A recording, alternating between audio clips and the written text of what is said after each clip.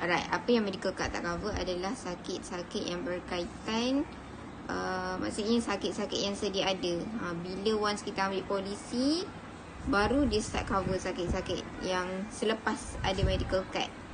Tapi kalau sebelum tu dah ada sakit, kita takkan cover.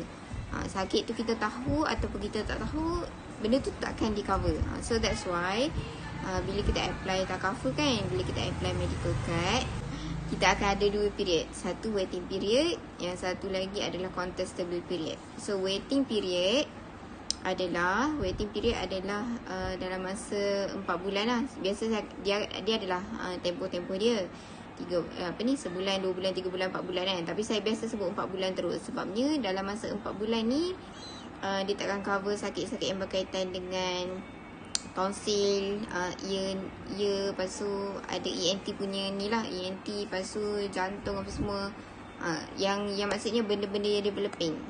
So tu dalam tempoh 4 bulan.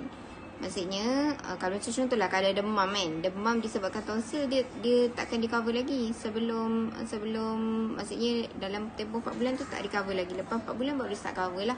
Macam tu. So ada, kita senang anggap macam tu je. Dalam tempoh 4 bulan tak cover sakit biasa. Okay, so bila once contohlah saya ambil situasi kita ambil medical card hari ni, esok dah cover dah untuk kes accident. Tapi untuk kes-kes sakit lain, dia kena tunggu 4 bulan. Tu kita panggil waiting period yang pertama. Okay, and then yang kedua adalah contestable period. Contestable period ni maksudnya sakit-sakit yang meragukan, sakit-sakit yang development dalam badan. Kalau kita nak claim, nanti pihak takaful company ni dia akan investigate dulu kita punya claims. So maksudnya kita tak nak proceed on the spot lah. Kita kena mungkin JL decline, and then kita kena keluar settlekan dulu requirement apa yang pihak takaful nak ni. Barulah dah selesai tu, tengok hasil investigation tu memang sakit tu wujud selepas ambil medical card, barulah dia akan cover. Tapi kalau sakit tu wujud sebelum ambil medical card, dia tak cover lah. Tu yang penting contestable period tu. Kenapa Prudential, kenapa syarikat takaful buat contestable period ni adalah sebab dia nak make sure yang kita punya claim dia bukan fraud claim.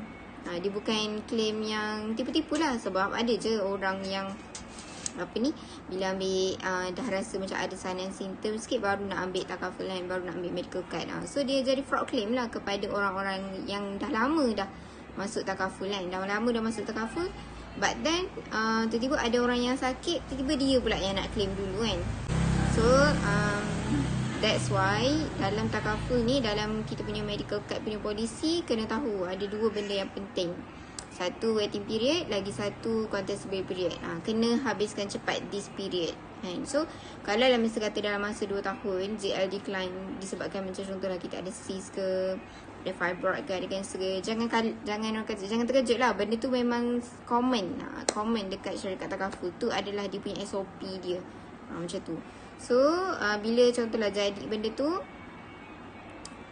tu, barulah kita orang kata bekerjasama lah dengan ejen untuk selesaikan that investigation. Jangan salahkan ejen pula, sebabnya ejen pun tak tahu sakit dia kan, sakit awak kan. Awak pun tak tahu sakit awak. Cuma yang menjadikan sign and symptom keluar tu adalah doktor punya report kan. Sebab kita akan tengok pada doktor punya report. So jangan panik, selesaikan dulu investigation tu, baru kita akan proceed kepada kepada hospitalization yang kedua tu kan. Okay, itu yang pertama. Apa yang Prudential tak cover, medical card tak cover adalah sakit sedia ada. Alright, so case yang viral tu adalah sebab dia punya polisi baru 17 bulan. So dalam masa 17 bulan tu of course lah akan ada investigation period kan. So bila ada investigation, tengok kalau macam sakit tu memang dah sedia ada. Bila sakit sedia ada, dia takkan cover lah sakit tu. So dia akan, kalau sakit tu memang di tahap yang teruk, macam contoh orang tu memang dah ada cancer sebelum ambil medical card lagi, so kita akan pulangkan balik segala duit-duit yang dibayar tu. Sebabnya dia macam perjanjian tu tak valid daripada awal. Macam tu lah. So dia pun tak rugi, klien pun tak rugi kan. Klien pun tak rugi sebabnya duit yang dibayar every month tu dipulangkan balik kan. Sebab kita mengurus duit orang ramai kan. Syarikat takaful dia mengurus tabungan duit orang ramai. So kita berjanji siapa yang sama-sama sehat ni, yang sama-sama sehat masuk dalam polisi takaful ni, dia yang akan kita tolong. Tapi kalau orang yang dah sedia sakit, dah memang masuk in that contribution, so macam tak aci lah, unfair lah kepada orang lain kan. So dia akan pulangkan balik duit yang dibayar dah tu bulan-bulan. So kita tak rugi pun. Kalau memang sakit tu sedia ada. Tapi kalau sakit tu memang wujud selepas ambil medical card, insyaAllah dia cover balik. So masa tu dengarlah orang kata penjelasan ejen. And then kalau tak puas hati, of course, kalau macam contohlah JL decline kan, contoh JL decline, but then kita rasa kita di tempat yang betul. So boleh kumpul bukti apa semua. Lepas tu saman Prudential, saman Bank Negara, tak ada masalah So fight sekali lah dengan ejen. Jangan orang kata, jangan salahkan ejen. Tapi macam tu lah, maksudnya ejen dan klien sama-sama kena bertanggungjawab lah. Ejen kena bertanggungjawab declare semua penyakit yang klien ada. Klien pun kena bertanggungjawab bagi tahu kat ejen semua penyakit yang dia ada. Sign and symptom ke apa-apa, kena beritahu semua. Kena jujur lah, sebabnya kita nak masuk satu, orang kata perjanjian kan, satu perjanjian bersama. Okay. Alright, so saya nak share sikit apa lagi yang medical card takkan cover ni. Okay, so tengok kat sini. Alamak, tak penuh pula kan. Okay, so pengecualian apa yang kita tak cover adalah sakit sedia ada kan. Yang pertama, sakit sedia ada. And then yang kedua, penyakit spesifik yang berlaku dalam tempoh 4 bulan yang pertama. And then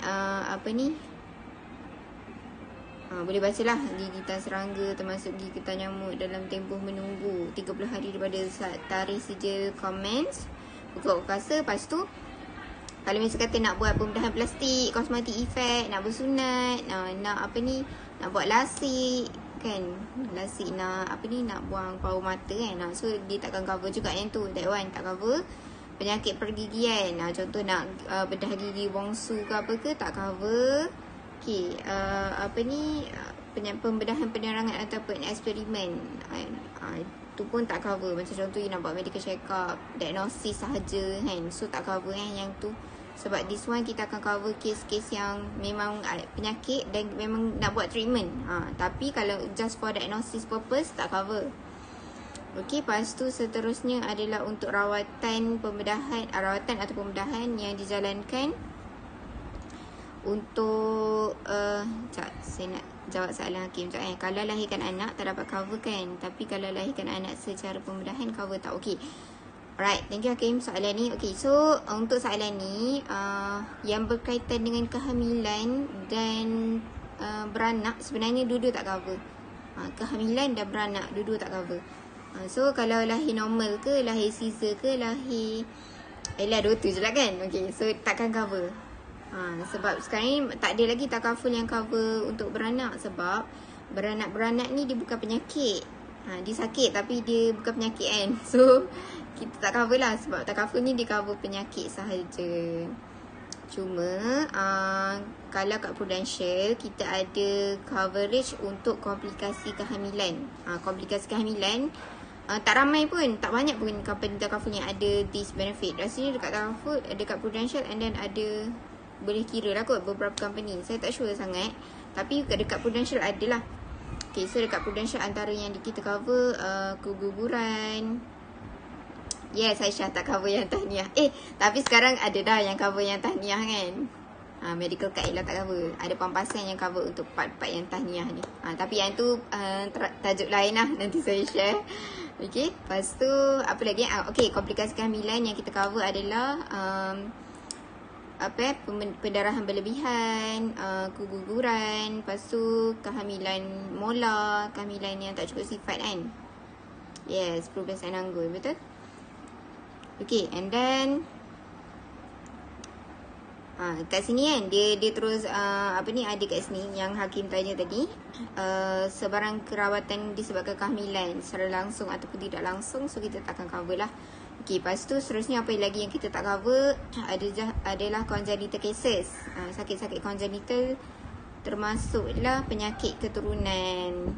So yang tu pun takkan cover. And then bunuh diri ataupun percubaan untuk bunuh diri kan. You nak bunuh diri tapi tak berjaya kan, sakit. So kecederaan diri yang disengajakan, yang tu tak boleh cover Contoh stres, depression apa semua, Lepas tu kelar tangan kan. So tak boleh cover tau guna medical card. So jangan buat benda-benda yang pelik macam tu Saya tahu dah mental illness ni memang satu kesedaran yang orang kata memang kita dah kena aware lah pada kita punya kawan-kawan, family members yang mungkin ada tendensi untuk dapat mental health kan. Sama-sama jaga diorang, sama-sama bagi semangat. But then kalau dia cederakan diri sendiri sebab depression So yang tu tak di cover. Okay, lepas tu apa-apa sahaja penyakit kat mana boleh dapat list ni? DM lah, DM. Nanti saya bagi. Sebab this one dekat ni je, dekat buku polisi kita kan. So snap dari situ je. Okay. And then seterusnya apa lagi sebaran penyakit ataupun kecederaan yang disebabkan oleh peperangan, rusuhan. Contohnya pergi demo kan. Dulu-dulu kan ada demo banyak kan. So yang tu tak boleh Kalau misalkan tak ada demo, lepas tu cedera disebabkan demo tu tak boleh claim. Okay, lepas tu radiasi pengayunan ataupun pencemaran radioaktif daripada mana-mana bahan api nuklear ataupun sisa nuklear pun tak di cover. And then siasatan dan rawatan gangguan tidur, berdengkur, rawatan untuk perpeluhan yang berlebih-lebih yang berkaitan. Yang ni gangguan tidur, sleep apnea. Sleep apnea ni pun saya punya klien ada yang kena rawatan gangguan tidur. So yang tu pun kita tak cover tau. Sleep apnea, dia macam kalau dia tidur tu dia berdengkur and then dia susah nak bernafas. Okay, so sekarang ni dia tengah ongoing lah buat treatment dekat Hospital Putrajaya untuk sleep apnea ni. Okay, and then seterusnya adalah AIDS, kewujudan sebarang jangkitan HIV ataupun penyakit yang disebarkan melalui hubungan seks. So pada persetubuhan, daripada situ dapat AIDS, HIV ataupun penyakit tu tak cover lah. Syarikat doktor nanti next time kita live sebab COVID ke je. Okay, lepas tu seterusnya perkhidmatan yang tak berkaitan dengan perubatan, penyakit mental, penyalahgunaan dadah, arak, dan lepas tu apa lagi Okay, sebarang aktiviti sukan profesional seperti scuba, aktiviti sukan udara ataupun sebarang aktiviti sukan yang berbahaya lah. Macam contoh apa ni, suka ride naik motor rempit ke apa ke, yang tu tak boleh lah, kita tak boleh nak claim juga.